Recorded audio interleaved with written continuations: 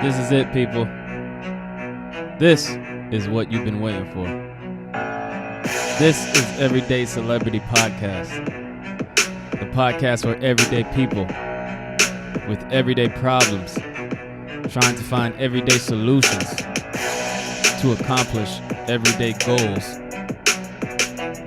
Let's start the show.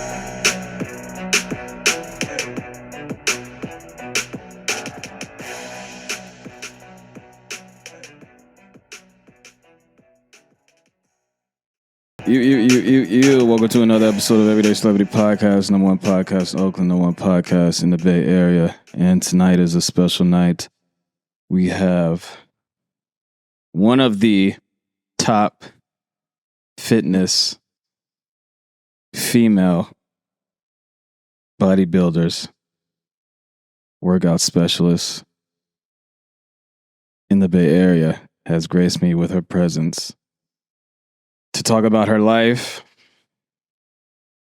to talk about women in the industry, not only women, but black women. Because we all know a lot of black women need motivation when it comes to a sit-up. Welcome, Alex, the Alex, to the show. How you doing? I'm doing good. Thank you for having me. How was your day today? It was good. Sunday, fun day. What does a Sunday fun day entail? What is that? I woke up. I weighed in with my coach. Uh-huh. I went to HIIT class, finished my workout, grocery shopping. I got some steps in. Mm-hmm. Then I meal prepped, and then I came over here. Sounds very productive. So you, what, I know I gave you an introduction, but what do you consider yourself? A bodybuilder? I am a professional bodybuilder. I have my pro card, so I am. Mm-hmm. A pro card, what does that mean? I have been awarded a card to compete professionally. Okay. So in order to do professional competitions, you have to have a card? Yeah, you have to get awarded by judges. Mm-hmm. And so in my last show, 5 first place, 2 cards, 1 in bikini and in. Okay. So when did you get into bodybuilding? Like 8 months ago. 8 months ago. Wow. And you already just winning all these competitions? Not already just. Bring the mic closer to you, please. Not already just. Yeah, just bring it up. I just, in September, mm-hmm. I decided I wanted to do a bikini competition. And then in November, I got a coach. Mm-hmm. And then I did my first show in March. I got last place in open, and I got 4th place out of 5 in 35 masters. And then I got 2nd place in 35 masters in my next show, and I still got last in open again. So this last show that I just did, it was a natural show, natural athletes. So I'm now in a natural league as opposed to being in a league with assisted athletes, is where I was more successful, I'll say. So you said that you one day you just wanted to do a bikini competition. I mean, most people wouldn't be like, oh, they want to do a fucking bodybuilding bikini competition. So where did that stem from? Like, were you always into fitness? No. Well, since probably like 2016, I was like over 200 pounds, and I was. Damn. God damn. And I was just like. Is that considered obese? Yeah, it is. Okay. And according to the scale, Yeah, because I say that because a lot of people like if you take my metrics, like my height, my age, and my weight, and if you go by like the I don't know what's it called, the BMI scale, they will say that I'm obese. But if you look at me, you're like, damn, this nigga got a body like Dwayne Wade. So it's weird. I think that it is. I don't believe that necessarily BMI is the best way to track obesity. I do believe that I was definitely somewhere in like the 40% fat range. So that is obese. Athlete range is somewhere in between like 14%. So I'm somewhere in that range now. How old were you when you had this body that you're speaking of? Like, how old was I? 2016. I was 28. Yeah. Okay. So or 20. Yeah, 20. I turned 29. So yeah. So you were this weight, and was the goal to just lose weight, and then after you lost weight, you wanted to start doing competitions, or did you want to do competitions and then you lost the weight for the competition? Competitions just happened like September. Like it wasn't so in 2016 I was overweight. I got diagnosed with high blood pressure. And so I was kind of like, I need to do something to change this. My father passed when I was 13. He was 43 from heart disease. And all of my grandparents have had some form of heart disease. And so if I can change it from my diet or what I was doing, I wanted to do that. So I worked out for a little while. That didn't really help very much. I did have a trainer, but I wasn't losing very much weight. I'd lose like 15, 20 pounds. So I'd be somewhere around 180. I did that for a few years. And then I went vegan for about 5 years. And then I decided one day, I was like, what's the fastest way I can get a transformation? And every time I see someone like, someone random and they're like, they come out and they've done a bikini bodybuilding competition. And you're like, dang, that was fast. Like I just saw her a couple months ago and she didn't look like that. And so that's kind of how I decided to do it. Not because I thought I would like competing, only because I thought that was a quick way to do it. And I knew that, it was kind of regimented. Like it was a plan. There was a roadmap to get to that. As opposed to the fact that I had been going through like this constant loop of losing 20 pounds and gaining pounds and then losing, I'd get down to like 158 or something. I remember 158 was probably the lowest I got to. And then I'd go right back up to 180. And that was annoying. Is that because, do you think that's because you were doing diets, and diets are just basically you change your habits for a certain amount of time and then you get off the diet and then you're back to doing what you used to do? That is exactly what was the problem. And then when you decided to do bodybuilding, it's like a lifestyle change, not a diet.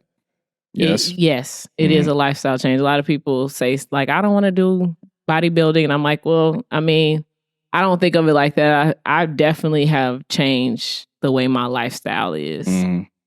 Because when you look at bodybuilders, let's just say Arnold Schwarzenegger, for example, this nigga's been big his whole life. He's and even now as an old man, he still has muscle definition, right? And I think that's because of his lifestyle, not because of diets. Sylvester Stallone is another example. Fucking Wesley Snipes. These people are bodybuilders, but they have a certain lifestyle that they live. I don't think they go on diets. Yeah. Yeah? Yeah, that's true. Yeah. Okay. So when you decided to, well, let's talk about before you got into the bodybuilding. Were you working out at all? Yeah, I worked out. I've been working out since 2016. I've been in the gym. I usually don't since 2016, I probably haven't gone more than maybe a month or two not being in the gym. Other than that, yeah. Did you have any health problems back then? Did I have any health problems? Yes. In 2016? Yeah, I had high blood pressure. Well, not just 2016, just like in general when you were young. Yeah, when I grew up having a condition called hidradenitis suppurativa, which is an inflammatory condition where basically I get like flare-ups. I had that since I was like 15, and lifestyle and diet and play a role in my flare-ups and things like that I really didn't know about. I wasn't really diagnosed until I got into college. So they didn't know what it was. I'd just have surgeries or go to the ER back to back, and they just basically said it was like ingrown hairs. When you say flares, I mean, what are you talking about flares? What time? So some people, so there's a difference. Some people would consider them to be boils, and I think boils like live on the top of your skin. I more have like cysts, which they have like tracks that you don't know which way the track is coming from. But it basically, I get these cysts in areas like my groin, under my arm, under my breast, my buttocks, where it gets really inflamed until it kind of either I go get it cut open or I let it burst open. So those are. So it's like bumps with like a bunch of like liquid and shit. Yeah, it's a bunch of liquid and shit in it. Yeah. Okay. So you think that was a cause of what? Weight? No, they don't know what causes HS. Because there's people who would consider to be in shape who have HS, who have flare-ups. I'm considered to be in shape. I still have HS. I still have flare-ups. It doesn't. My last show, I had one leading all the way up until like 2 days out. I had like one inside in the middle of my in my groin area, and a lot of times when I get flare-ups now, it has to do with stress more than anything else. Like when I'm really high stressed, it'll just like I'll start to flare up or get sick or something like that. So I try to keep myself at a even kilter for the most part. Like controlling how I'm feeling and how much rest I'm getting, which bodybuilding helps support that because I'm supposed to get 8 hours of sleep a night. So, and I'm supposed to eat in a certain kind of diet. So it helps a lot with that. Did you grow up in the Bay Area? No, I'm from Chicago. Grew up a lot of places. But I live in Chicago I will say, majority of my life, if all. How was growing up in Chicago for you? It was cool. I love Chicago. It's my favorite city. It's just cool. Yeah, it's my favorite city. I don't know. I grew up there. How was the family dynamic? Family dynamic? My mother's side of the family lives in Chicago. My father's side of the family lives in Buffalo for the most part. So Buffalo, New York? Yeah, Buffalo, New York. Okay. I spent a lot of summers there. Parents were divorced? My parents divorced when I was little. Yeah, like 3. Only child? No, I'm the oldest of 2 younger sisters. Okay. Oh. Did you go to high school in Chicago? I went to high school. I did not go in high school in the city of Chicago. I went to high school in the suburbs. My mother said I couldn't go to high school in Chicago because the school I wanted to go to, someone had got shot outside. And she was like, yeah, no, that's not happening. So I couldn't go, but it was okay. I enjoyed my high school experience. So after you graduated high school, where did you go to college?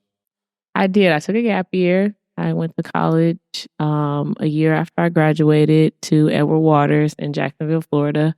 That is where my parents went to school. That's where they met. And they lived there until I turned 3 and they got the divorce. So Jacksonville kind of has always been some kind of home for me, even though I never went back until I went to college. But my parents have friends there, and they really looked out for me when I moved to the state. Explain to me the difference between the girl that was in high school in Chicago to the woman that was in college in Florida. What's the difference?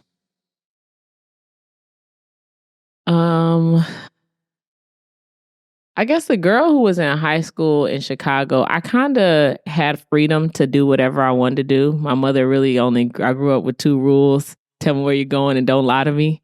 So I kind of did the things that I wanted to do. Also, I was involved in I played soccer, I played basketball, I competed in dance. Were you in any gangs? I was not in gangs, no. I had to ask. Go ahead. No. But when I moved and I actually didn't really love school either. I work in education, but I think the school is a scam. So it was hard to get my head wrapped around the fact that I needed to do what people told me to do because it was for a grade. Mm-hmm. But when I got to school in Florida, it was like I turned like complete scholar on. I don't know. I graduated with honors. I didn't really go out like how people wanted to hang out and be outside all the time. It was kind of like, yeah, I had my time doing that in high school. Like I could do whatever I wanted in high school. So when I got to college, I wasn't the girl who was, it would be like Girls Gone Wild and doing. Everybody act like they never left their mother's house. So I was kind of not like... plus you grew up in a city. Yeah, so I was kind of real chill. It was just like, come here, come to work, go to school, get what you need done, and get out in 4 years. What did you study in college? Math. Math? Yeah. So you're a mathematician? I'm a mathematician. I have my bachelor's and my master's. Why math? Oh, it's my jam. I'm good at it. It's a place I could always escape to. I know 3 women that went to school and studied math. And all 3 of them, there's a little bit that's off in their mind. They're a little bit weird. I think that. Okay. I think I'm a little strange. You're a little strange? Yeah. Do you think you have to be strange to like study math? No, I don't think that. I think that math is a subject, like I taught math for 10 years, and I always say, like, math is just a subject where I have to try to get the pictures that are in my head to be the pictures that are in your head. And there was a teacher who helped me connect those pictures, and it just took off. Like, I think math is a very creative subject that doesn't get the credit for being creative. Yeah. And that's a lot of the reasons why I feel like a lot of like people of color get pushed away from math, because it doesn't pull out their creativity. It's kind of like, my teacher just told me to do this is boring, as opposed to like, it's a world of just like. Yeah, niggas hate problem solving. But they like bringing problems though. The only reason I don't like math is because I've never had, of all my years of schooling, I never had a good math teacher that made me feel confident about math. I feel like if I had a great math teacher, like I had a great science teacher, I had a great fucking PE teacher, I had a great history teacher, but every teacher that I had in math was horrible. That's probably why I don't really give a shit about math. That I can understand that. That's really, I think my 10th grade math teacher was also my soccer coach. And she did everything with us. Like, she ran, if she forgot her shoes, she was running in her work shoes with us, running our miles. And when we were in class, she was just really hands-on on like making sure that we got the information. And so I don't like geometry very much. It's not my jam, but she was my geometry teacher. And it is really what made me fall in love with math. It was kind of like kids always tell me, They say they don't like math, but they like me. And that's the reason why they come to class. That was kind of like how it was. And then after that, I didn't like my next math teacher, but it didn't really matter because I was locked in on math. After that, you couldn't tell me to move away from it because I had already locked in. So when you graduated high school and on your way to college, you already knew math would be what I'm going to major in. No, I wanted to major in graphic design. And then I got to college and I said I was going to major in business. Mm-hmm. And I ended up beating this guy in spades at, I went to HBCU. So we play a lot of spades out in like the yard. And I beat him and he was like, do you count cards? And I said, yeah, I count cards. Like I've been playing spades. My daddy taught me how to play spades when I was like, I don't know, 7 or something like that. So, and counting cards is basically, what does that mean? Cheating? It's not cheating. There's only so many cards in a deck, right? Every card has a certain amount of suits. And once they start being played, you start to strategize what's left. Like if I've seen a jack be played, that means I know a king, a queen, an ace is still left. If I see the queen being played, I know what's left after that. If I see the ace being played, I know my king's going to win because the rest of them have been played. Like it's kind of like it just makes sense. So I don't know shit about spades. Yeah, it's just I'm like a white boy at the barbecue when it comes to spades. Yeah, no, but after I told him I did, he asked me if I wanted to be a math major because they were giving out scholarship. And I was like, sure, math's my jam. I'll be a math major. So you got a scholarship from playing spades. That's fucking crazy. Yeah. So when you graduated, where did your life lead you after your graduation? I became a math teacher, which in Florida? Yep. Okay. Florida. I became a math teacher all the way until I moved out here. I moved here in 2018. So I was a math teacher from 2011 up until 2020. Mm-hmm. And then I became a school administrator. And I'm assuming you don't have children? I do not have children. No. Okay. The majority of women who have jobs such as yourself don't have children. You think so? Because they don't want to deal with the badass kids that are not theirs, and then go home and deal with their badass kids. No, I actually have baby fever. It's just controlled because I would love to be a mother. Just not in my current circumstance, but I would love to be a mother. What current circumstance are you in? Single.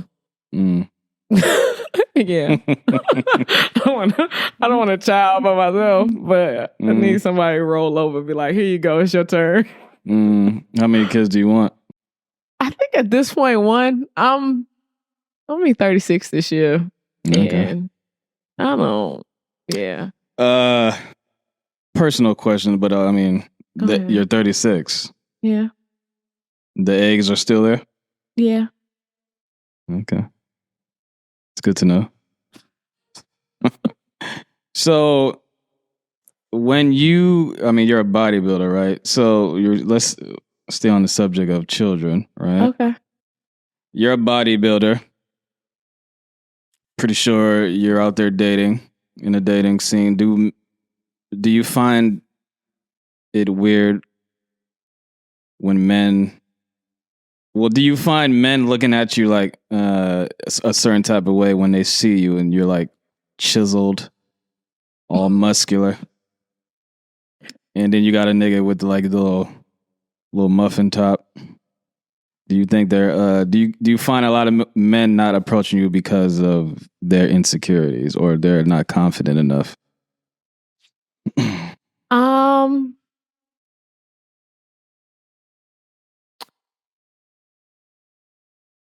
I do think that happens quite a bit. I was just talking to I was talking to my coach about dating and how I think that there are times when people are intimidated. And there's also times when people are jealous. Like, I've just had instances of people I feel like praying for my downfall, which is a wild thing. Especially when for the last month or whatever, people have met me bodybuilding and then like have something to say about it. Once is like, this is what is going on. I don't know what to tell you. That being said, do you normally date men who are in that type of field, like other bodybuilders and shit? No, I actually haven't really been dating that much. So no, I don't. Have you ever dated a bodybuilder? No. Would you date a man who doesn't work out? Doesn't work out? Yes. I don't know about not working out. When I say that, I'm not talking about like a fat dude, but a guy who just has a regular body who's just not into the gym. Like into... Nigga's not into the gym. He's not into running outside. He's not into going on walks. He's just not into working out. No workout at all? He's not into doing physical fucking activities. The most riding a bike. You said the most? The most he would do is like ride a bike down the street. Riding the bike is still some type of something. I think I would have some level of concern if I was talking to someone who didn't believe in any type of movement. So, yeah, I don't know. I don't necessarily think it has to be bodybuilding or wanting to be in the gym all the time. But I do think that some type of physical fitness is important for people's lives. What happened with your ex-boyfriend? My ex-boyfriend? What ex-boyfriend? Which one? The most recent one. The most recent one?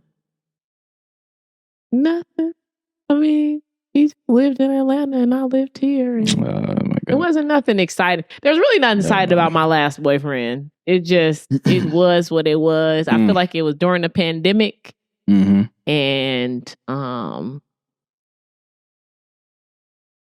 it just died out.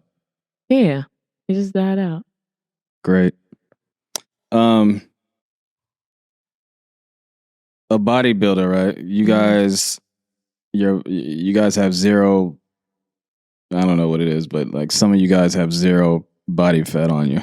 No one has zero. Well, you have very little. Very little, yeah. But the question I'm asking, does that, as far as a woman who does what you do, does that affect? Well, I don't know if you've ever been pregnant, but is that like a concern on being pregnant, carrying a child, when you have so much muscle and your stomach is so flat and shit like that? I mean, that might be a stupid question, but I don't know. It's a legitimate question that I have. So there are effects that dropping to low fat levels and things such like that do affect you. They say that there are women who stop getting their periods once they get to really low levels. That's never happened. It's never happened to me. Also, I don't think I've reached my lowest level of fat yet. So, we'll see if that happens, but I don't know. And I think that as long as, to my understanding, as long as you have already been in shape, like doing that, this has been a lifestyle. Like, I get 15,000 steps a day. That is a part of my lifestyle. I get pregnant tomorrow, which that's not gonna happen. But if I get pregnant tomorrow, I could still keep doing my 15,000 steps because that's already something that has been built into my lifestyle. I couldn't get pregnant and then if I was doing 8,000 steps and then be like, you know what, I'm going to turn it up. I'm about to do 15,000. Like, no, you can't switch your body. But if it is something that you've been doing already as your lifestyle, you can do it. You can still lift weights. You can, there's a lady I know in the gym. She pregnant. She comes to the gym faithfully 3-4 days a week. I've seen a few videos of women in the gym pregnant and they're like chiseled. chiseled as fuck, and they just got that little round ball in the belly. Everything else is thighs on swole. They got a damn 6-pack on top of the bum. Yeah. So but they're getting backlash. Like the comments are like, "How are you working out like that? Isn't it dangerous for the baby and all this other shit?" You shouldn't do it. It shouldn't be something new that you put into your lifestyle once you get pregnant. But if you already have been doing it, it's not going to, doctors say it doesn't really affect you. You just have to watch on like how heavy you're lifting. Like you can't do the like power lifting and stuff like that because you can give a child hernia and stuff like that. So another thing I wanted to touch on, I don't know if you are into like the YouTube space, but there's a lot of people out there, black men, for example, who say they usually don't date black women, and one of the reasons is because of fitness. Like a lot of the majority of black women in America are overweight. The majority of black women in America don't work out, have bad eating habits. Now, obviously, there's fit women, black women, of course, like athletes and shit. You know what I'm saying? But the question I'm asking is like when you go on dating apps and you like if you go to Houston, for example, a lot of black people, a lot of overweight black women. New Orleans, when you go to New Orleans, shit ton of overweight black women. Mississippi, all up and down the South. When you are strolling through these dating apps, the many dating apps there are, and even if you're not into white girls or anything, white girl, skinny, white girl, skinny, white girl, skinny, black girl, big, nope. White girl, skinny, white girl, skinny. Another black girl, big. All the black girls you see on these dating apps, overweight. Now, I'm not saying, this ain't about me, right? Because that's not what I look for. I'm just saying in general. Because people have done studies. There are, like, black women are obese in America. Why do you think that is? Black women are obese. Black people. Why do you not black people? Because the majority of black men are not obese. It's just specifically black women. Now, when I say the majority, I'm not saying all, right? No, yeah, but more than normal. Black women their bodies are not healthy. Now, when I'm asking you why that is, why do you think that? Do you think it's culture? Do you think it's just they're not into like working out as other races? Like, what do you think? I'm not really sure. I feel like for me, it was genetic. Like I have more of my father's side genetics than my mother's side. My mother's sides are very slim compared to my father's side, which is a lot more healthier. And I think that we don't really know about nutrition and know about what things do to our bodies. And so we live lifestyles that are kind of passed down from generation to generation as far as like eating habits and things of that nature.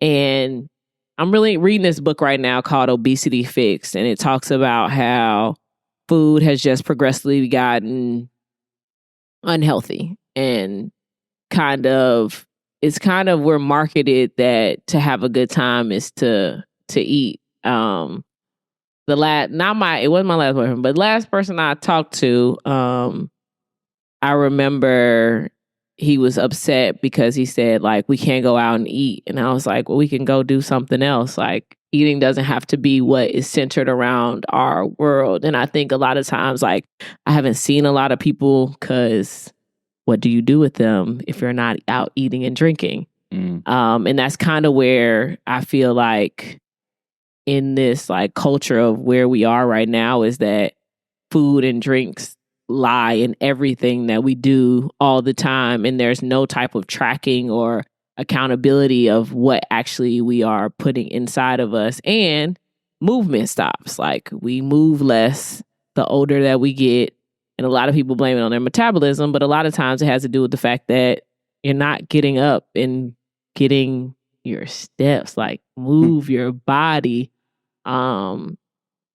And so it's just like laziness sets in. I don't know that it's laziness. I just feel like it's the lack of awareness that if you do not move, you will start to gain weight. Mm.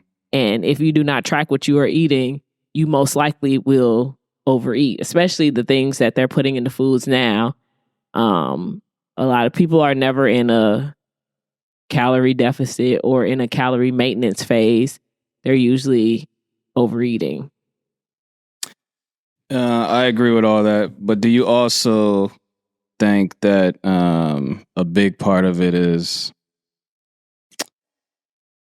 a lot of women, when they see other overweight black women, a lot of women are like, girl, you're perfect. Girl, live in your truth. You're big and beautiful. Instead of telling the truth, it'd be like, listen, you need to calm down on all this fast food. It's unhealthy. I'm gonna be your arteries are gonna be clogged.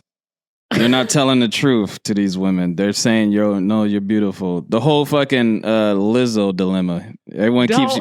Don't be putting me on here with no Lizzo dilemma. What I'm just saying, everyone, when it comes to big women, everyone always uses Lizzo as an example because, I mean, I guess she's the most famous one, and she's always saying that she's beautiful this and beautiful that. I mean, you can be beautiful, don't but be trying to get me canceled, okay? Well, first of all, we don't care about canceling. You over here trying to get me canceled. No, I do care about that.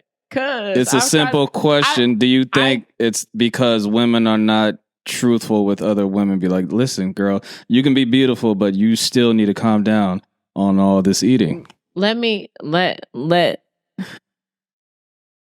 Okay. Giving perspective, right?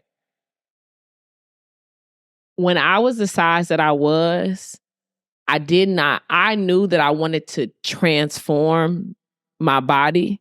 I didn't realize the size that I was, like what I actually looked like when I was that size. So like... Explain that. What do you mean? So when now that I am 45 pounds down, 45, 50 pounds down, when I look at, like, even when I start to see back the way that I used to look or the way when I see other people, I didn't realize how big I was. Like, I thought that I was healthy, but I didn't realize how healthy I was. And I also think that that's something that when you look in the mirror, you don't see that as a size. Like, you don't see yourself being as healthy as people may see you, as someone else may see you who is of a smaller size. So I do think that sometimes it is the mirror, the picture in the mirror, the reflection in the mirror, that you don't really even see it. Like, you don't know. I mean, well, you can look in the mirror and don't see it, but I guarantee you're going to feel it. Like, when I was gaining weight, and I can feel it just in my clothes. Like, I had to suck my stomach in a little bit more to like fit old pants that I didn't have to before. I start buying bigger shirts so they can be more baggy because these other shirts were a little bit too tight. So it's like little shit like that where you notice. And then I didn't say I gained a lot of weight, but like I could start feeling in like when I was playing basketball. Like I could play basketball for used to be able to play basketball for like 5 hours nonstop without even getting tired. Now I'm running up and down the court like the first 30 minutes I'm huffing and puffing. Back pain, you start feeling in your back a little bit from carrying extra weight. Your knees, you know what I'm saying? You got start getting knee problems well, not knee problems, but knee pains from carrying all this extra weight that your body is not used to. So when you start feeling this shit in your body, it's because your body is not used to, your type of body is not made to carry this extra weight that you're gaining. So you need to go back, and it's basically your body telling you, like, listen, you need to calm down and stop doing this shit because we ain't used to this. I think that depends on the person because I've never been small. So, yeah, gaining some weight is like, oh, well, it wasn't a lot, but I still had a pair of shorts that I had when I was in 9th grade that I just put in my pile of like, I ain't never going to be able to put them on no more. Because I have dropped like, 5 sizes, something like that. I don't know how many sizes, but it's quite a bit. And so when you gain like 20 pounds, you don't attribute it to the fact that like you put all this weight on top of your body. That's why you feel that way. The first thing people say is, I'm getting old. And like, no, maybe you might just be getting out of shape. That's denial. And that's usually what people attribute to like, oh, I'm getting old. Like, no, you're not getting old. You're getting out of shape. Like when your knees are bothering you, that's typically usually means that the muscles around your knees are out of shape. That usually means that like your legs aren't strong enough, or yes, you are putting on more weight into them. And so you start to feel that pain go into your knees because your knees are trying to compensate for the lack that your legs have.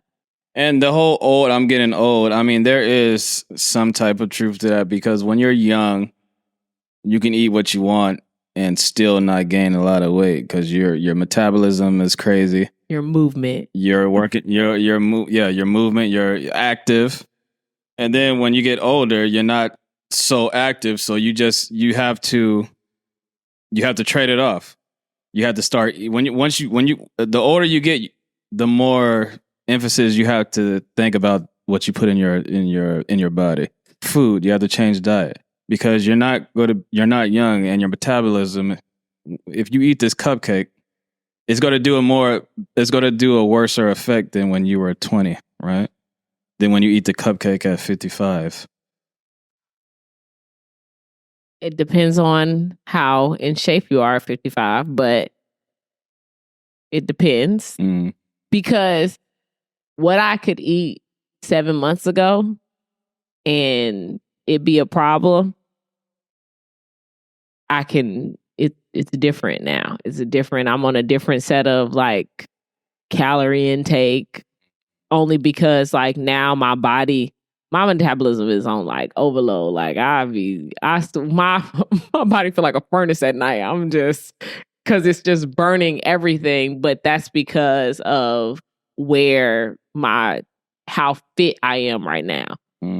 So I think it depends on how fit you are, not really necessarily your age. Because there's people who, I see little girls in the gym right now and they're trying to get their fitness together. If they continue that from now up until they're 35, then a cupcake at 20 is going to be the same cupcake at 35.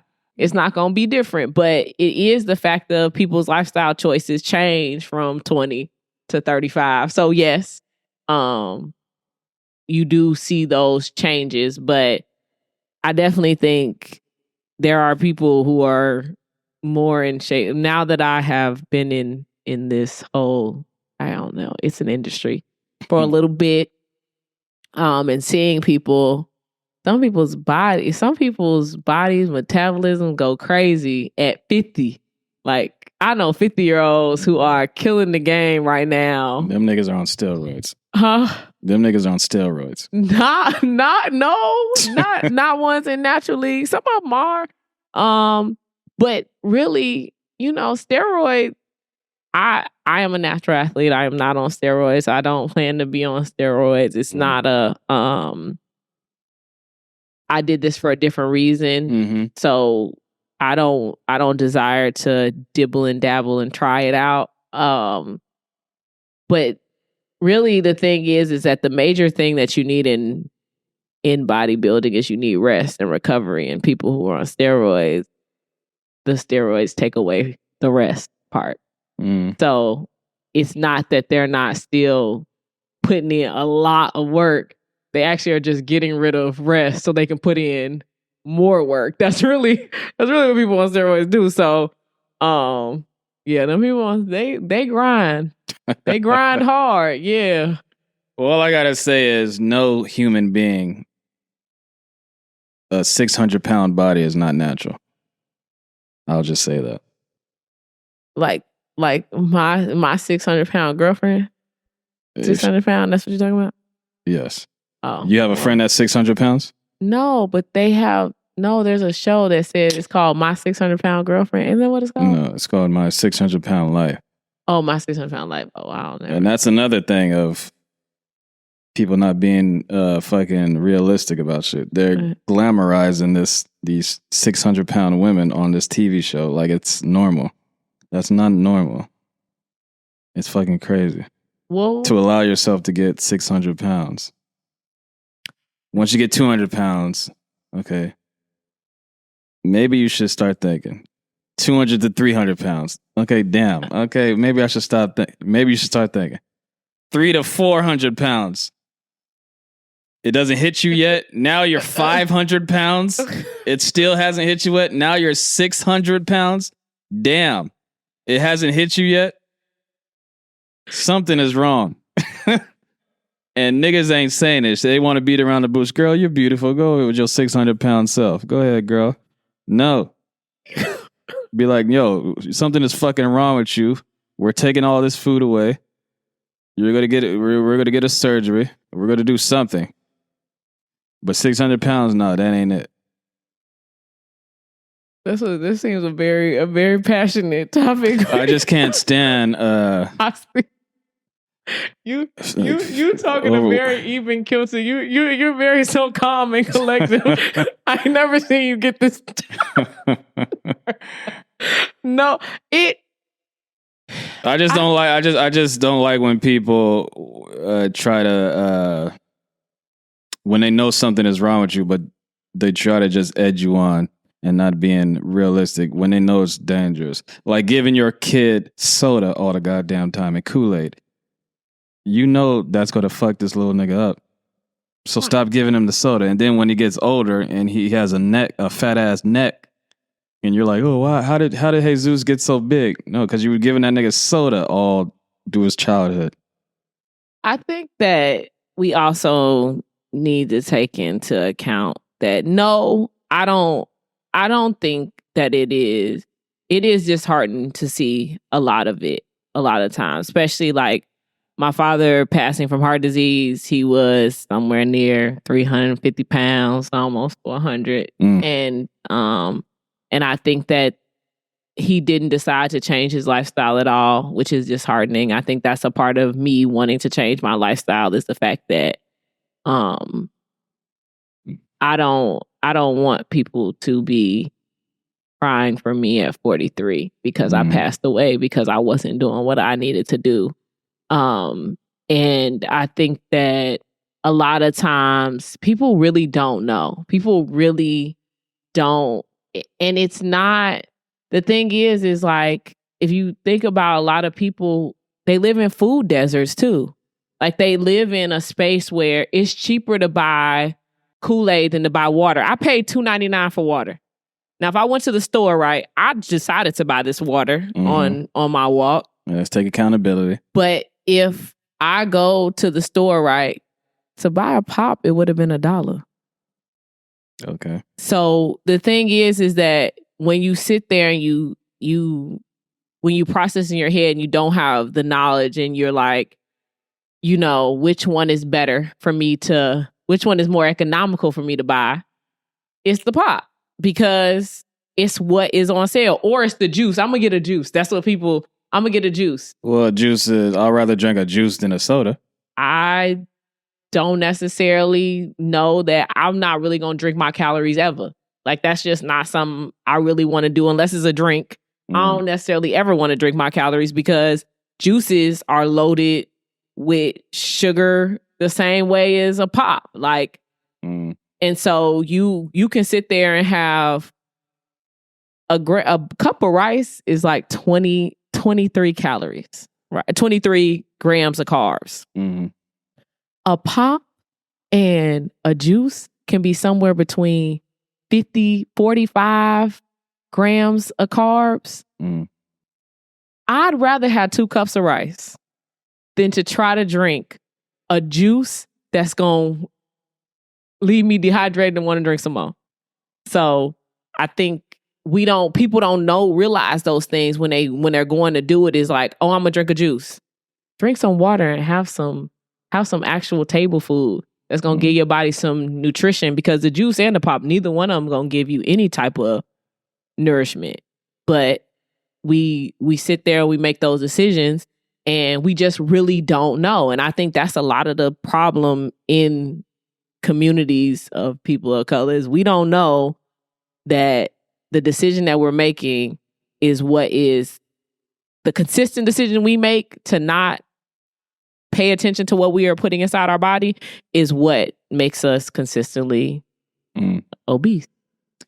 Now, I know there are fat white people, there are fat Chinese people, but I'm solely focusing on blacks. Now, what do you think is the biggest culprit when it comes to putting all this unhealthy food in front of the black person's mouth? Do you think it's more like the industry, like you know how when you going around in the hood, you'll see 100 McDonald's, you'll see 100 Jack in the Boxes, but you go to the white neighborhood, what do you see? Whole Foods, you'll see a Sprouts. The liquor stores, a lot of black families in hoods around America, they don't go to the grocery stores. They'll go to the liquor stores and get their groceries. You know what I'm saying? Your children's schools, not the fast food, but the lunches. If you look at school lunches, I remember I read an article and they had pictures of school lunches around in different areas in the places in the world. Like Japan, like the school lunches, like some of these places, they look like gourmet meals. Like like they had a chef back there cooking. They had rice, little salmon, steamed vegetables and shit. But then when I saw America, the school lunches, it was like cookies, chocolate milk, a soda probably, probably like a slice of pizza, you know, like fatty shit. So do you think it's more a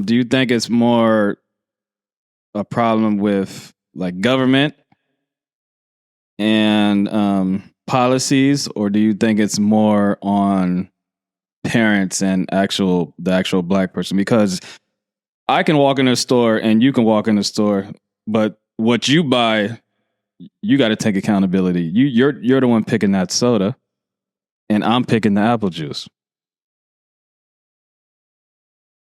So what's your answer to that? It's a loaded question, but think about it. It's a loaded. I mean, I still think that it's ignorant. It's economic. Like, it's just cheaper to buy unhealthy food. It's just the honest truth. Like, I make a decision when I buy my yogurt with 0 sugar. There is yogurt that has way more calories, way more carbs, way more fats, way more proteins. Well, probably less proteins, but way more of all the other two. And it's cheaper. Yeah, but the problem is these niggas are not buying yogurt, period. That's the problem. I mean, but even the fact that like again, buying juice, Minute Maid juice is like way cheaper than buying Minute Maid juice, buying pop, all that kind of stuff is cheaper than buying alkaline water.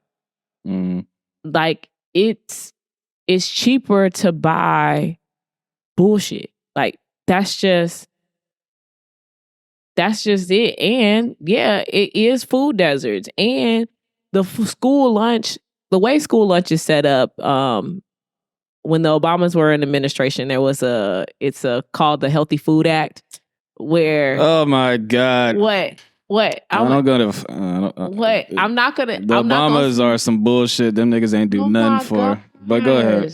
Listen, I'm just telling you what's going on in schools right now. I'm not talking. I'm not here to talk about the Obamas. I didn't see none of that. Michelle Obama's eat healthy shit in schools in Oakland. That's what got passed. So that schools in Oakland have to follow it too. The thing about it is you only get so much money for food, right? So they have to have a certain amount of protein. They have to have a certain amount of, you have to have a fruit and a vegetable with every meal.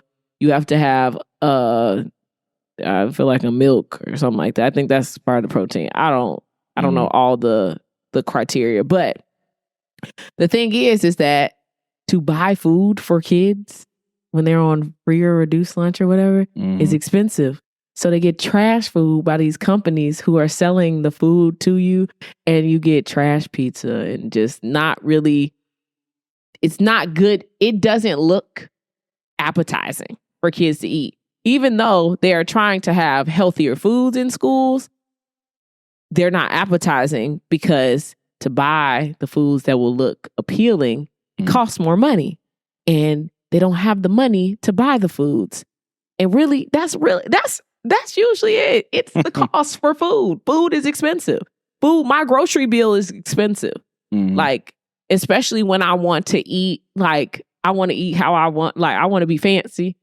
If I want bacon, I have to pay a lot of money to get bacon with the least amount of fat. Well, you're choosing to have an expensive fucking bill then. But that's because I'm choosing to stay within my macros and stay within where I am. A lot of people, how Black people, people of color, want food that tastes good and make them happy. That's usually what it is. Yes. And a lot of it is garbage. Mm-hmm. And so in order for me to stay in that same kind of food that makes me happy, right? I usually have to pay a little bit more for it if I decide to do that. If I want bland food that tastes like nothing, I could do broccoli, I could do chicken, I could do tilapia, but that's it. You're not getting any, don't try to get fancy. You better try to figure out how to make your rice. I have steamed rice. My rice comes out of a bag and it's steamed in the microwave because I don't want to sit there and make rice. I pay a little bit more for that. As opposed to, I could get a whole big bag of parboiled rice and I'll be cooking it for an hour and a half or whatever it is. I got 3 minutes. That's what I pay for my time. And a lot of people do that too, right? They want foods that is instant. I grew up not eating Salisbury steaks, but my mother, I used to eat them shits. But my mother used to buy Salisbury steaks. Them things cheap. They was. You're talking about the meal, the microwave meal? Yeah, the microwave meal. They cheap. And they're quick, and it feels like you filled up your child's stomach. So, but is it trash? Yes, completely trash. But how many people grew up on Salisbury steak? Yeah. So you're basically saying it's more of a accountability issue. I think it's more of a knowledge issue and a resource issue. Which one do you think is more? I'll say first knowledge. Resources, you can have low costing foods. It's going to take more time to put it together because it's easier to get foods that are already heated up and you can just throw in the oven.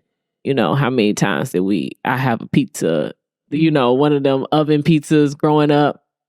I can't dare eat an oven pizza. That thing is ridiculous.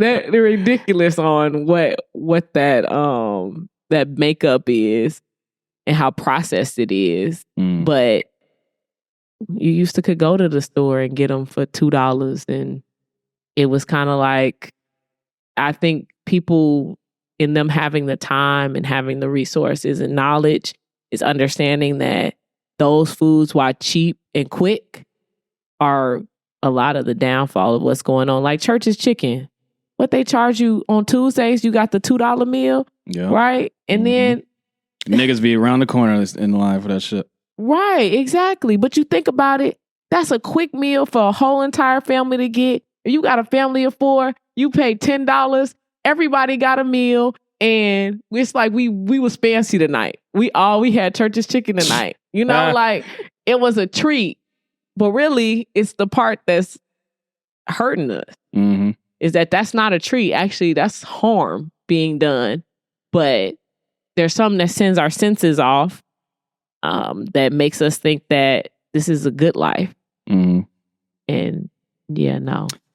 Yeah, so me, for example, I have a horrible diet. I eat a lot of fast food. I don't cook. When I was younger, my father never gave us candy. So I don't have a sweet tooth. And even to this day, I don't really care about candy and chocolate and shit. But so basically I eat whatever I want, right? But my thing is, I'm a true believer in if you don't want to if you don't want to go the healthy route and like be vegan and eat vegetables and all that shit, I'm a true believer in you are capable of eating whatever you want, but you just have to work out. Like, you don't have to be on a diet. You don't have to watch your calories. You can eat whatever you want, but as long as you work out more and move more than what you eat. I think that's the perfect formula to losing weight. Eat less and move more. When you start gaining weight, it's because you're going backwards. You're eating more and you're moving less. I disagree. I will totally disagree. I will. I had a trainer who used to tell me that. I paid him $700 a month for 6 months to lose 10 pounds. And that is what he said. And yes. He's a genius. No, he wasn't. Because 10 pounds, 6 months. I've been with my trainer, right? My coach right now for 8 months. Mm-hmm. I have lost 50 pounds. 50 pounds? 50 pounds. This is the new trainer? It's the new trainer. Okay. I've lost 50 pounds. Well, first, nutrition is everything. Nutrition, if you didn't work out, see, that's the thing is that we believe that. And that is what No, I said workout. You need to work out. No, you just can't be eating more than you working out. I think that you could work out very minimally and eat right. And that is how you would stay on track. It is always your nutrition. Always. It is. Some people have genetics that are really good. Like they can eat whatever they want to eat and they can only work out a little bit because their genetics they call them genetic freaks. There are genetic anomalies. No, but if you're eating whatever you want, if you're not working out that much, you will gain weight. You will get fat. You have to work out more than what you're eating. Like I work out, I go to the gym 5 days a week. And I'm in the gym for like at least minimum of like 5 hours. And that's nonstop moving, lifting weights, doing cardio, all that shit. But I'll have like a big meal. I mean, not a big meal, but I don't really eat breakfast. I'll probably eat a smoothie or something. And then lunchtime, that's when I consume a lot. I'll have like a big lunch, but it'll probably be like, I mean, sometimes I'll eat McDonald's, get a McDonald's meal. Sometimes I'll get Popeyes. Sometimes I'll go to Whole Foods, get a sandwich. It's like that type of shit. But then I go to the gym, work out, and then I don't eat anything past 7 o'clock. So I like fast from 7 p.m. to 7 a.m. But the only thing I would do is like probably like have a protein smoothie to like recover. That's what I do. And I noticed there was a time period when I was talking about like gaining a few pounds. During that time period, I still had the same diet, but I wasn't going to the gym. And I gained like that. And that's what worked for you. Most people, it does not work like that. And that's what they think. People think that they can eat whatever they want to eat. If I did that, there's no way. I would blow up. I'd blow up. If I did what you're saying right now, yeah, that's what I was doing before I started bodybuilding. Working out nonstop. Yeah, I worked out. I used to work out 5-6 days a week. So why was it so hard for you to lose the weight with that first trainer? My nutrition. He said we weren't going to do macros. He said we weren't going to do nutrition. We were just going to keep working out. People say that all the time. I've heard people say like, you just need to stay in the gym. And I'll be in the gym grinding, busting my ass. But my lifestyle habits, no. I'm not getting the proper sleep. I'm not getting the proper movement. Only time I'm really moving is when I'm going to the gym. And so like now I can tell I've gotten sick every time moving on to peak week. So peak week is when like right before you compete. It's the week right before where you kind of work on taking all the fatigue off your body so you can present as well as possible, like without any like all that water weight, because you get a lot of water weight from stress and stuff like that. So I've gotten sick going into a show, every show. We take out workout. I still lose weight because my nutrition is on point and my movement is on point. I still have to get my steps and I still have to sleep and eat the exact same. I drop weight every time. And that is because my lifestyle habits, not going to the gym, because the gym is conditioning your muscles. The gym is what is giving you that sculpted and that shape and stuff like that. Not necessarily. And it is helping with speeding up your metabolism, but it's not what's doing the majority of the work. It's your movement and it's your nutrition and it's your rest. And that's what I tell people a lot of times. Like when people ask me, what should I do? I'm like, you should start tracking what you're eating. You should start getting some sleep. You should try to get 10,000 steps a day. Before you try to get in there and kill it in the gym ain't gonna be nothing because you're gonna keep all that fat. A lot of people are what they call a mesomorphs. Like that's what you see, like black women, you're saying like they're like a lot of black women who are overweight.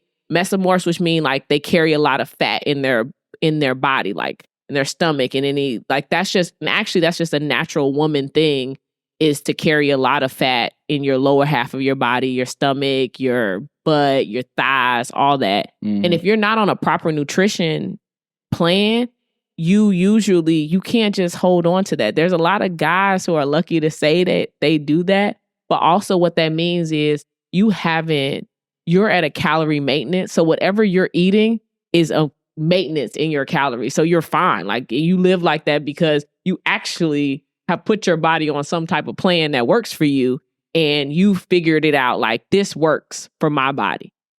And then I'm going to also add my movement in there. And that's going to keep me maintained to where I am.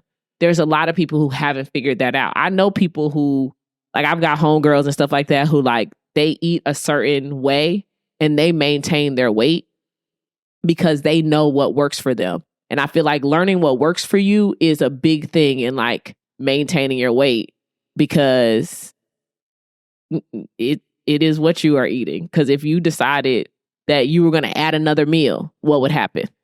And you still went to the gym the same amount. Would you, if you consistently started eating later on in the day, because basically you have put yourself on this, like you track how many calories, you unbeknownst to you track how your food goes and you stop eating at a certain time because you eat the same kind of size of lunch. You eat the same kind of size of a snack. You don't really change how your calories are coming in every day. So what happens if you add another meal that's the same as lunch? You would probably start to gain weight even if you kept going to the gym the same amount because you would now put yourself in a calorie overload as opposed to being in a calorie maintenance. Can one lose weight without working out but eating healthy? Yes. Without working out at all, but the diet is on point. If your diet is on point, yes, you will lose weight. Now, would you be like, would you just start to look just like very, like you wouldn't have any like tone and stuff like that? That's what would end up happening. I more than anything is that the way the gym is helping you to stay sculpted and stay tight while you're losing the weight. But yeah, you could lose weight, and as long as you got if you can go into a calorie deficit, you will definitely lose weight. Okay. Your first well, you have a competition. Yeah. Right, coming up, right? Not till September. Well, I'm just hypothetically. Like hypothetically. Okay. You have a competition that you need to prepare for. How much in advance do you start preparing your body? So to prepare for my first show, I was 18 weeks out with my coach. I was in prep for 30 weeks total. Moving forward, we're looking. And when you say prep, you're just talking about preparing?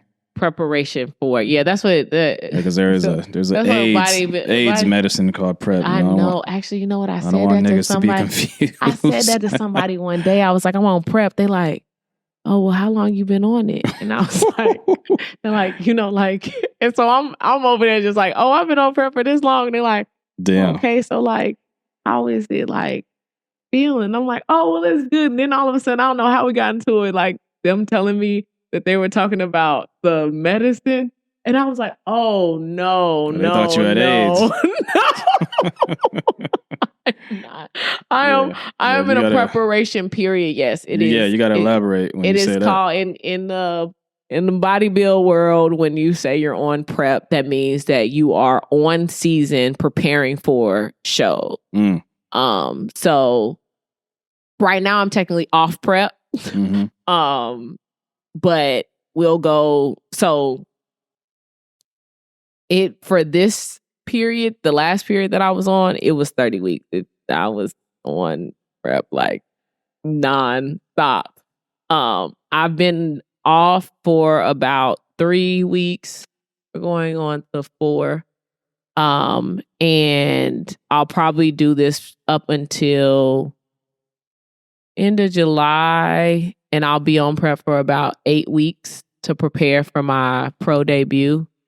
So, I mean, what are you doing during this time? Like during this time right now? No, when you're preparing for a competition. Like, what are you doing? Like, what's your day-to-day regimen like? Well, my day-to-day regimen doesn't really change, even on season, off season. So my day-to-day regimen is,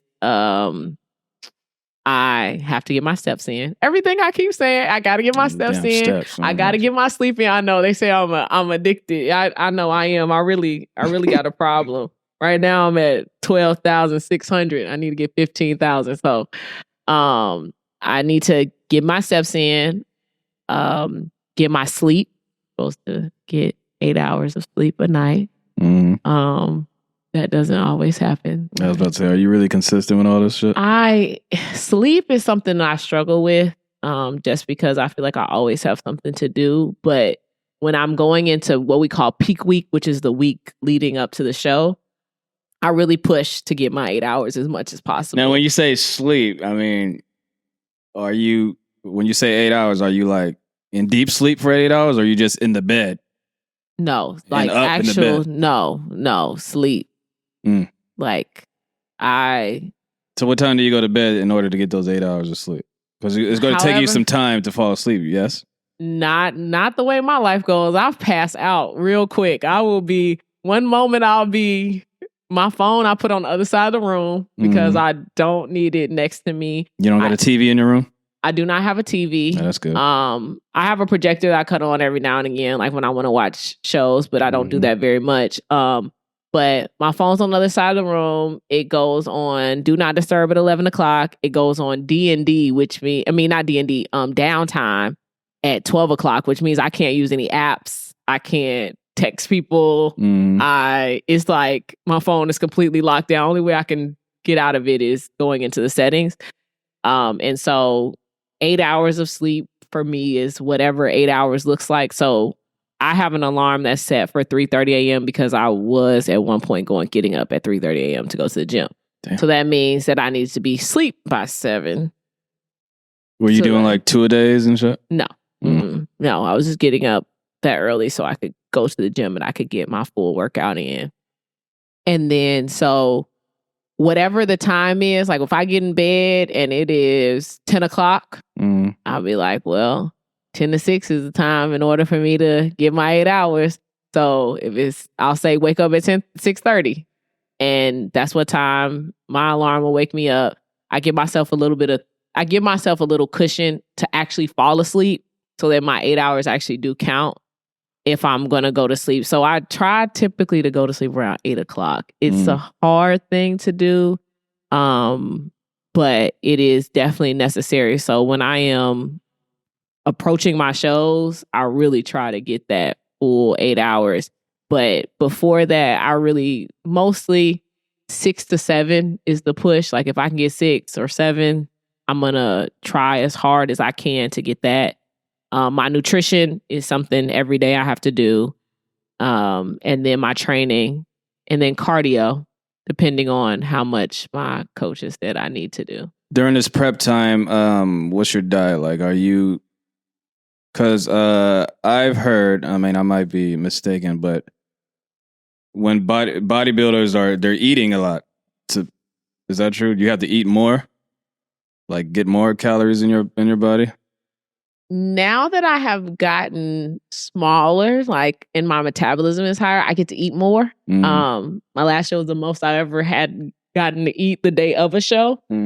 But in the beginning, no. I was at like 100 carbs, 100 protein, 100. I know that doesn't, is and 20 fats. And I know that doesn't, like the people like, I don't even know what that means. A rice cake, a caramel rice cake is like 11 carbs. So I could do like 10 rice cakes, not even 10. I could do 9 rice cakes. Yeah. 20. That's not what I'm eating, but I'm just giving an example of like what it would look like on paper, like on food. And then I could do,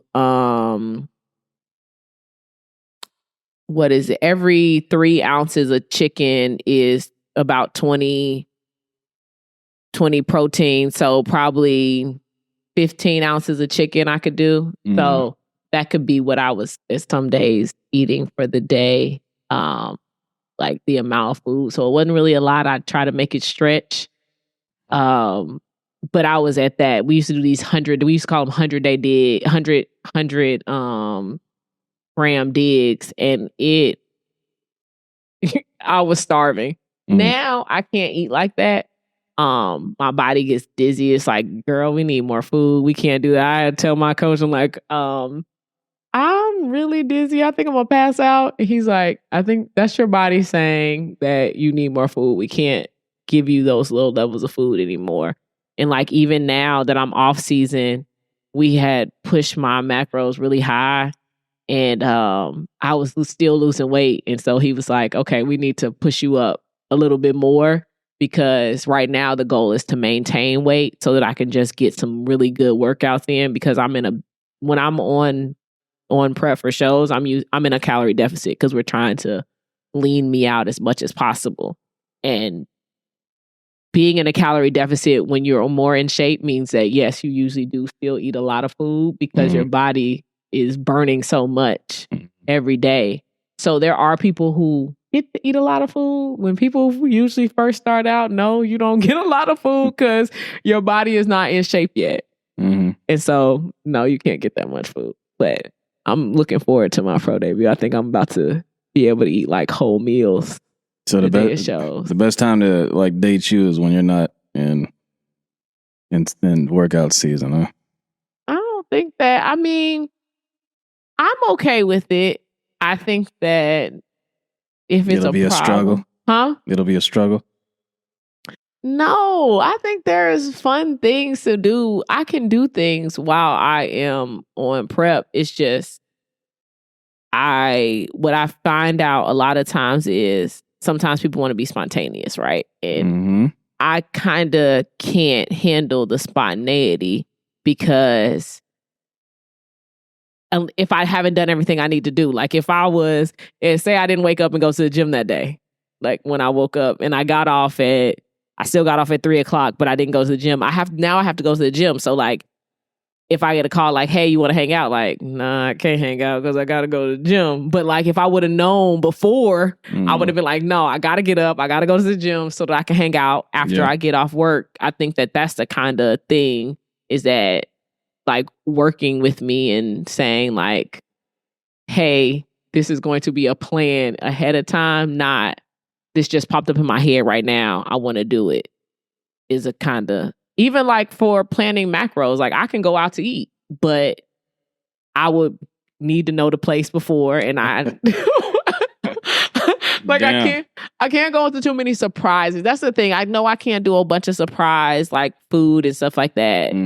But if I knew the place before, I could plan. I could be like, okay, this one I'm going to eat off the menu. I'm going to pick 2 things. Because sometimes you get there and they don't have what you thought you was going to pick out. So I pick out 2 things and I'm like, all right, yeah, I could go out to eat. And I'm just going to bring my scale with me because I do take my scale out while I'm eating when I go out. Your scale? Like your weight scale? Yeah, like no, like my scale, my food scale. Oh. So I bring my food scale when I go out to eat.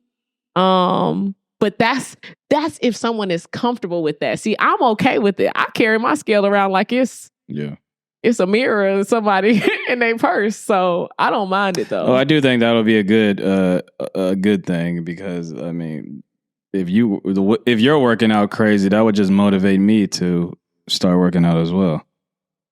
That's just how I think. I think it's definitely a motivation between partners if that is something that the person wants. Because it could be a sabotage too. It could be the other way around. Because I've had that. Like I'm going to do what I need to do regardless. And I think sometimes there is pressure to not do what you need to do. Like, and I may be a stubborn person, but I'm pretty stubborn when it comes to that. Like if that's a goal that I have, I can see that. If it's a goal that I have, I'm gonna lock in on it. And I know that like people have said that this is a selfish sport, this is a selfish thing to do. But also a part of me deciding to do bodybuilding was that like I feel like I was dating and I said that like I wasn't really getting consistency, and I said like I'm not going to expect anybody to be consistent with me until I'm consistent with myself. And now that I'm consistent with myself, when I see deterrents of like me being consistent with myself, I think that's kind of like it's a turn off kind of thing. It's just like I have to stay consistent with me. Because that's important. Because if somebody doesn't show up for me tomorrow, it doesn't matter because I showed up for me today. And so I know that this whole lifestyle seems like it's a lot, but I feel like I make space quite a bit in this lifestyle. Is that it's not my life. It's not the thing that it's what I enjoy. It's something that I have a passion to do. I know how to draw and I know how to paint and I got a drawing up in Oakland, you know, but it's not something that brings me joy that I want to do every day. Performing on stage, like presenting, is what brings me joy. I don't even like going to the gym. I'm gonna be real. I'm not the person. I don't think anyone does. Huh? I don't think anyone really does. I don't love going to the gym. I'm not a gym rat. I love taking the stage though. Like that's something that I love to do. So if I gotta prepare for it, I'm not gonna go out there looking crazy because I know my first show, my peoples was yelling for me and I'm losing. I'm getting moved down to last place and they like, ooh, number 34. I'm like, stop yelling. I am losing. I realize I'm very competitive and especially just competitive with myself of like, how can I present better? What can I do better? How can I show up better? And because I have like a dance background, I love my routine that I do for the show. I'm, you know, when the lights come on, I'm just really excited to be on stage. The stage doesn't make me nervous. And I think that preparing for shows, he keeps me focused on actually staying in shape. Like it keeps me, I always like, I'm having a photo shoot coming up. So we're prepping for that. We always got some kind of like goal. I always have a focus. I don't ever get off focus of my fitness. And I know for some people that's like, it's overload. It's too much. Like, when are you gonna just take some time? But I do find time to take. I just went to Houston a few weekends ago. Mm-hmm. I came back feeling like shit. Drinking and shit. It wasn't really even the drinking. It was the food. Like, I was stuffed and I was just eating and eating and eating. Like, I couldn't stop eating. It was told you. Them girls in Houston, I told you. It was so good. I was so stuffed. I couldn't wait to get back to my plan, to be back on meal prep. I mean, but even like, what's Gucci wife name? Keisha Dior or some shit like that. It's K.O. Mm-hmm. She talks about how like you may see them eating out and like eating all these like lavish meals, but she said every day in the weekday they on food prep. Like they on meal plans. They don't just be eating like this. Like he don't eat whatever he want to eat. She don't eat whatever she want to eat. Yeah. But there are moments and times when you do that, and I think that throughout your life, I really, because I'm starting to get more in shape, be able to live in that 80-20%, where 80% of the time I'm doing what I'm supposed to do. 20% of the time I get to enjoy, have a good time. Went to Foodie Land yesterday. I had a good time. And then I told my coach I'm back on it for the next 3 weeks so I can get ready for this photo shoot. I'm going to Chicago. We know I'm kind of going to be off the plan. I'm not going to be killing myself on like a strict regimen. I'm going to enjoy myself while I'm there. But we plan for the enjoyment, and that's not something, normally it's the other way around. It's like we plan for the plan as opposed to like planning enjoyment. Like, I know I'm going to be wilding out. So let's stay focused. Let's stay consistent. Because when I get to Chicago, I'm eating whatever I want to eat. I'm going to make sure I keep my protein and all that stuff together. But I'm going to enjoy. Yeah. When the average spectator is looking at these competitions, right? We only see the surface of what's on TV. We see you coming out in the bikini. We see the speeches. We see all that.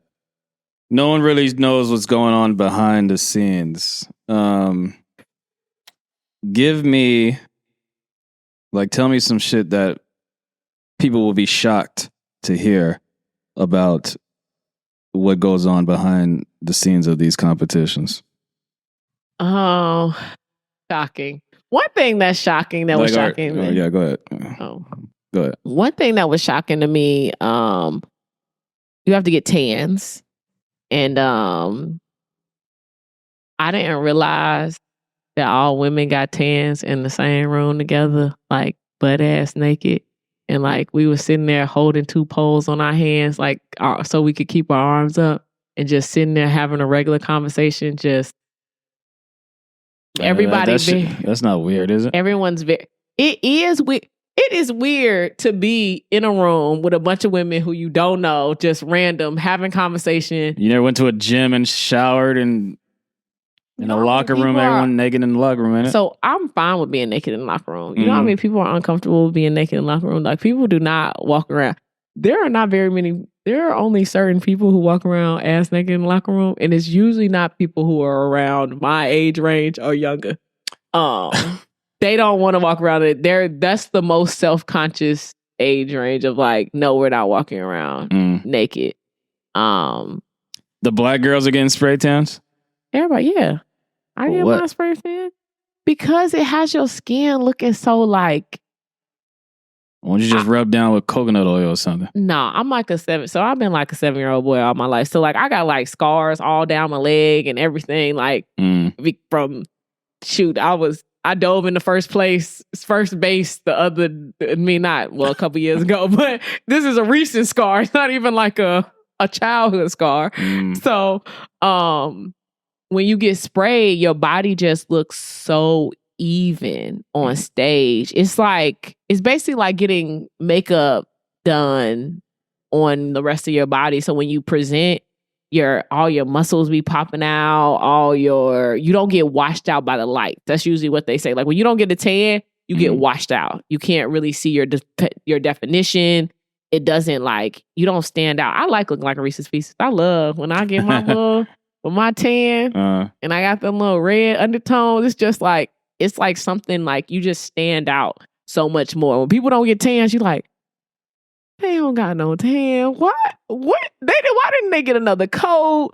It's just, it doesn't present well when you're not tanned well. If you're looking for like presentation of your body, like that's how you get to see the shadows and the definition and kind of stuff. But I used to think that too, like I gotta get a tan. But now I love tanning I want a tan for my photo shoot. I wish I could walk around tan. All right, now don't get no skin cancer. It's spray. I just want to spray. You'll wash it off your skin, shoot it, and get on all your clothes if you're not careful. So the craziest thing is that you can think of is just a bunch of girls in the room getting tan. I don't really, asshole naked. There's not really anything that's crazy happening backstage. Ain't no fights or nothing, no jealousy. There's no fights backstage. Bitches fucking the judges. It's usually people really cool with each other. I think the one thing that people don't really know is that there's a lot of politics in this whole ordeal. Like they do stack up people that you'll start to find out is like there's companies who have bodybuilding is their thing. So like they'll put certain girls out and keep them stacked up for shows and make sure that this girl is ready for this show. So we're going to put her in this category with this other girl, kind of like trying to get them lined up to win. Which that's interesting, but it's kind of like, I feel like in every kind of sport or something like that, someone is always trying to leverage the win. Yeah. And so there are people there who try to leverage the win. But it's not anything that is there's a lot of people you just see in their own zone. Like you got a bunch of bodybuilders in the back. People are just focused on like the fact that they're about to take the stage. There's a lot of people who are terrified, who are like, this is their first show. Bikini, they say, is usually 70% of the participants, it's their first show when they enter, because they want to do it as a check off bucket list. When the last show that I just did, it was everybody's first show for the year, as opposed to it was my third show. And you experience a lot of people who they've never taken the stage and they're terrified and they don't. Another thing that's weird is you gotta have like some type of like cup funnel like to use the bathroom so that you don't mess up your tan. So like I have like these little funnel cups that I have to like pee in. But like you have to move your suit to the side because your suit's glued onto you. Like my suit is glued on you? My suit is glued onto me. Okay. And I kind of like just have to move it to the side and put a cup of like a funnel underneath me so that the pee goes in the funnel. But it doesn't matter. I pee on myself every time. I usually have like this line that goes straight down. I have to go back to the tanning person and ask them to like fix my tan so I don't have this line dripping down. Ugh. Yeah, it is. And people actually and when you tan, you can't take a bath for 24 hours. I mean, you can't take a bath until after the show is over. So usually if you got that tan that night, the day before, like 3:00 the next What happens if you got a shit? I've never had. You never had a shit at a competition? The day of a show. Which is, I don't know what people would do. Because that's... Do they use the funnel to shit? No. But it'll just drop in. But girls, like when you get done peeing, it like kind of, it always gives this last like crook to the side. Like at the end, it's always like a... What? I don't know how to explain. Like, you got droplets still in the... Yeah, the droplets, like, it kind of like... You know how when you're pouring in a cup, and like if you don't pour fast enough, it'll start to fall onto the side of the cup? That's exactly, I feel like, what happens when girls are peeing. Okay, it's like that last piece that just doesn't... Yeah. It's not fast enough, so it drifts to the side. Yeah, peeing is a conundrum.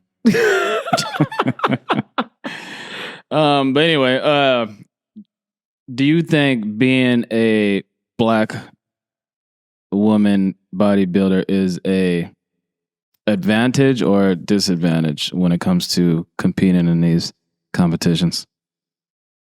I definitely think that most Black bodybuilders are the underdogs of the show. Especially when it comes to like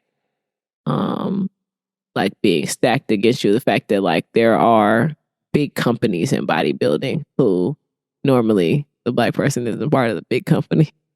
Do you think you're the underdog because there's just not a lot of you guys in the space? Yeah, there's not a lot of us in the space. Do we even have the look that they're going for? It's and the look, the mentorship. I've really been really lucky and blessed to have to work with a group of people who have been in this game for a long time. So like the funnel situation, I knew that before I got to the show, but I met another Black bodybuilder at the show where she was like, she got to go pee. And I was like, you got a cup or a funnel? She like, a cup or a funnel? I'm like, yeah, so you get the pee on you, you know? But like, she doesn't have that kind of support of like people supporting. You don't always get that kind of support when you're there. And so this industry really, you thrive off of the knowledge that you have. And you only gain knowledge through the experience or the experience of others. And if you don't have someone around you to give you that or provide you that insight, you're usually, you know, like my coach, I think he says it took him 8 years to do well in bodybuilding, like where he really was something he was really satisfied, 15 years to lose the weight that he really wanted to, you know, be a size that he really wanted to be. And I think that a lot of that comes from that knowledge and network of who do you have in your space who can help support you? And a lot of times, like, the Black bodybuilder is not the one who has the support. My sport is basketball, right? And the person that I've watched my whole life that I try to mimic through all walks of basketball and just in general is Michael Jordan. A lot of people say I play like him and everything. You know what I'm saying? Okay. But gotta feel this. So I like Michael Jordan and all for many different reasons, right? The way he carries himself, the fact that he's a winner, excellence. He demands excellence from other people as well as himself, right? And he takes accountability on his failures. Do you have someone in that bodybuilding field that you try to mimic or look up to? It could be a man or a female. I don't know that I have anyone that I try to mimic or I look up to. One, I really am very new to this whole thing, and I just did it for weight loss. So now, don't say that, because in the beginning of this shit, I said you were the best.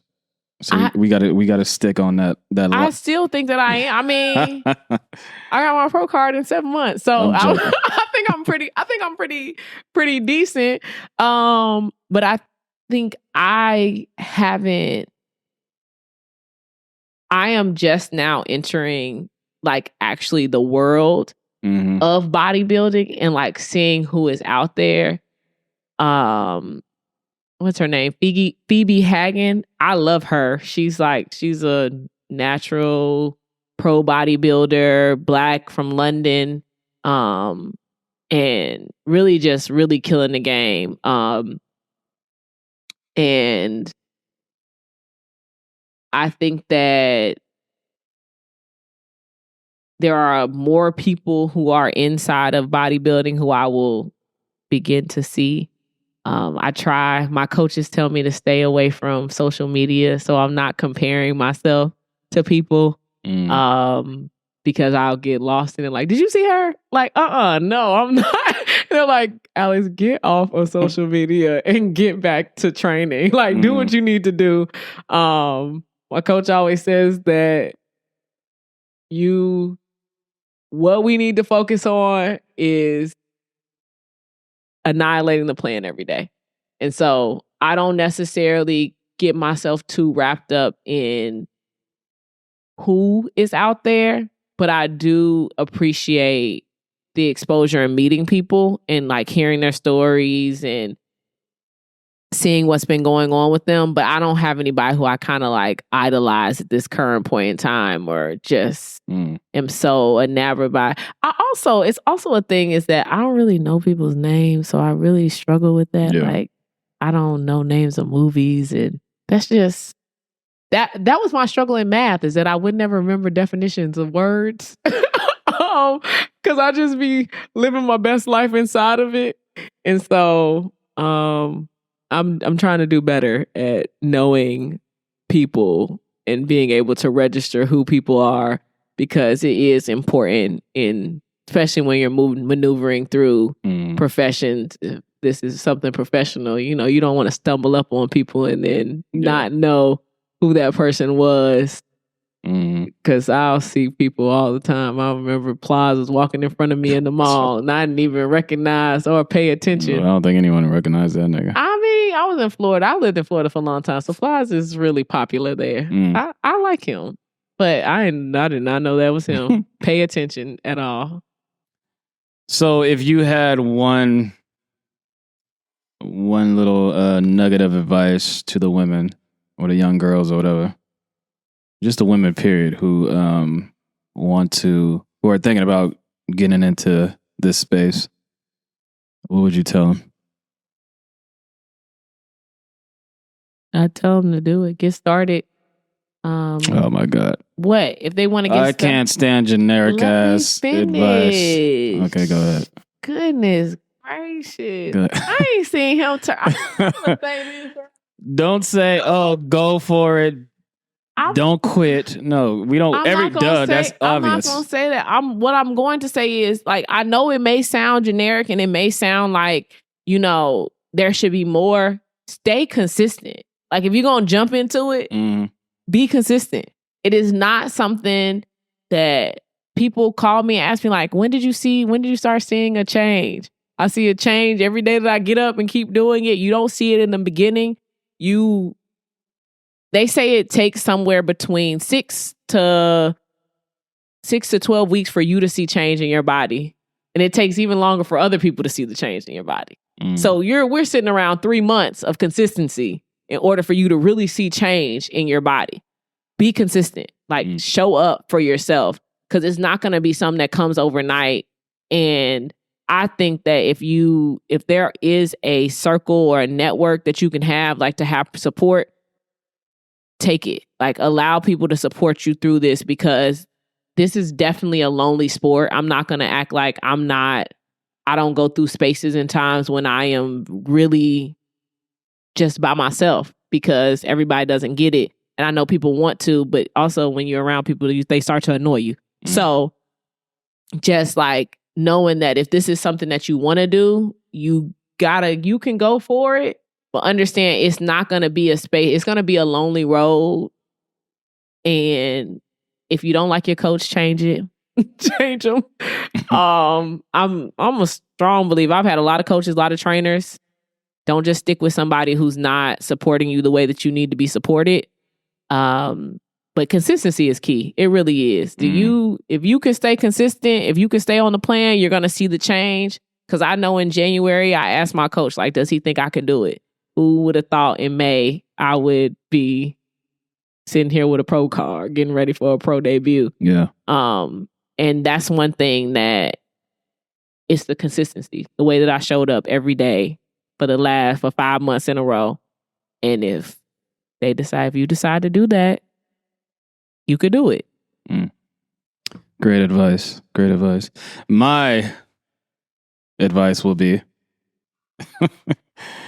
if woman was just to randomly ask me, my advice would be short and simple. Don't change your body because of what you see on social media or what someone tells you. Change because you want to change. You know what I'm saying? Train the mind, not the body. Because when your mind is trained and disciplined, the mind controls the body. The body doesn't control the mind. So when your mind is trained, it's going to tell your body to push itself to places where you never thought you can go.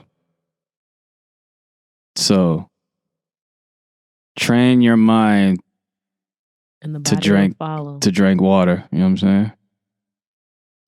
You know what I mean? Buy a little bottle, drink a little water bottle here and there, and then add up. The next thing you know, you're drinking a gallon a day.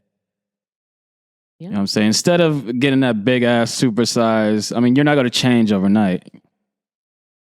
You can't change your lifestyle overnight. So it starts in little increments. You know what I'm saying? Instead of getting that supersized McDonald's meal, get a little, go to the dollar menu, get that little small fry, a little double McDouble, and don't get the big supersized drink of Coca-Cola. Get like a medium high C orange. No, don't do And nothing then- double. Get Well, water. water. Well, we'll get water, a high C orange. If that, I mean, they got Powerade at McDonald's now. No, don't get that either. Water. The point is, don't expect to change your lifestyle overnight. It's going to take a little while and it takes steps. But when you start training the mind, like when I started running, I can run for miles and miles now. But when I started running, I used to hate it. And then I started to run every day, like a little here, a little there. Then a mile became 2 miles, and 2 miles became 3 miles. Next thing you know, I'm running every day on a treadmill 10 miles. Which was crazy. That's when I had like a chiseled ass 6-pack and everything. I was sexy back then, but I'm ranting. But yeah, that would be my advice to the women, and not even just to women, just to everyone. And it doesn't even have to be toward fitness. It could be toward life. Train the mind, and the body will follow. Wise words from Jordan Owandi. Me. All right. Anything else you want to say? Any last words? Oh yeah. Well, thank you for coming on the podcast and talking about your life. And I hope success for you in your next show. Congratulations on winning your last one. Thank you. Yeah, big thanks. I see you on TV, like a little VH1 show or something. Hey, we trying to. I'm trying to live a soft life. So, Yeah. Any last words? just thank you for having me. This has been fun. Yeah, it's been amazing. This is Everyday Celebrity Podcast, and we are out. You.